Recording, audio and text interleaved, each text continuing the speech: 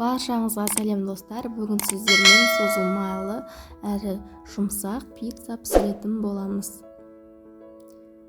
Ал кеттік. Ол үшін жылы суымызға қантымызды, дрожжымызды салып, жақсылап араластырып, апарамыз көтерілгенше қойып қоямыз.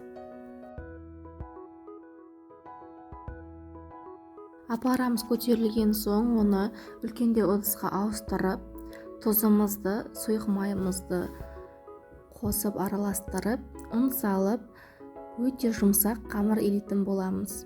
Қамырымыз қолға жабысатындай жұмсақ болу керек. Қатты болып қалса, осы жерде қыздар, сіздердің пиццаларыңыз қатты болып шығуы мүмкін. Сондықтан қамырымызды қолға жабысатындай жұмсақ етіп илейміз. Қамырымызды илеп 30-40 минутқа көтерілгенше бетін жауып қойып қоямыз.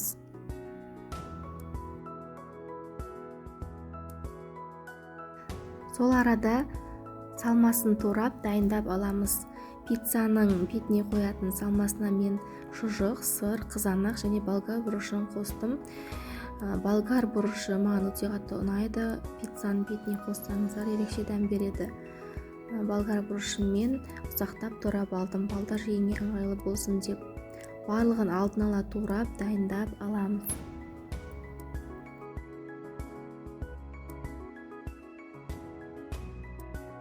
Сырымызды үккіштен өткізіп дайындап қоямыз.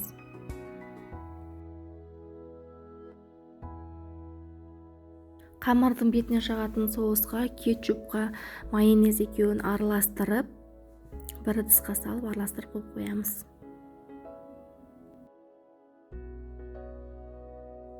Қамырымыз көтерілген соң оны зуалаларға бөлеміз. Менде 4 зуала шықты, яғни 4 пицца шығады. Қамырымызды жақсылап жұқалап шаямыз. Сіздің қамырыңыз қаншалықты жұқа болса, пиццаңыз да жұқа әрі жұмсақ болатын болады. Қамырымызды жайып болған соң майланған табамызға салып, шет-шетін осылайша бөгіп шығатын боламыз.